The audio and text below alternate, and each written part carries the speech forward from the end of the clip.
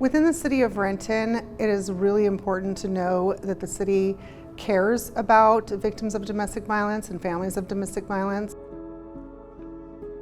In Washington State in 2024, domestic violence offenses made up 49.5% of crimes against persons. The city does fund quite a few domestic violence programs, but we also serve the victims in our community and the survivors. Those services could be a safety plan in getting a protection order, deciding to file a police report, and oftentimes some people don't want to file a police report. Therefore, we can give them options to provide the safety for themselves and their family. We have several programs that are funded by the city of Renton. However, this year we are highlighting DAWN, which is our Domestic Abuse Women's Network. They have been a program and an agency within the city of Renton for several years. We offer a variety of services. The first entry point is our crisis line. We have someone there 24/7. We do have an emergency shelter. It's a confidential shelter. We also offer outside services. We have a mental health program, legal advocacy, general advocacy, support groups in Spanish and in English. And I think it's important for those people to know they're not alone. And it's also really important for them to know the resources that are available to them. I've had the honor and the privilege of working with Dawn over the past 22 years as the victim advocate within the city of Renton. They are phenomenal in the support that they give to victims and families within our community.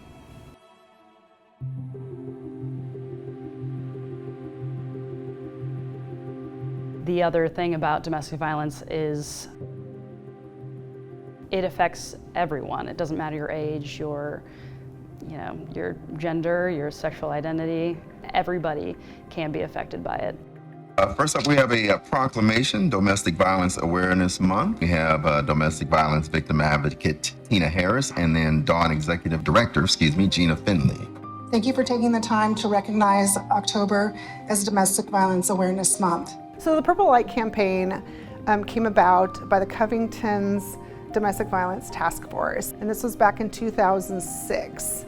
In 2006, we also adopted the Purple Light campaign here within the city of Renton. And since that time, we've had the opportunity to light the lights outside of City Hall, put the lights on the trees to bring about awareness. It's wonderful and beautiful to see people looking at the signs about stopping domestic violence and waving and honking. So I hope that this tradition continues in the city of Renton. The Purple Light campaign, now it's actually a global movement. Here in the South King County area, we're looking to partner with businesses to put purple lights up. Shine the light and save a life. It really makes a difference. Renton also does the Silent Witness Project. The Silent Witness Project is a display that we hold in our lobby to honor those victims that have lost their lives due to domestic violence.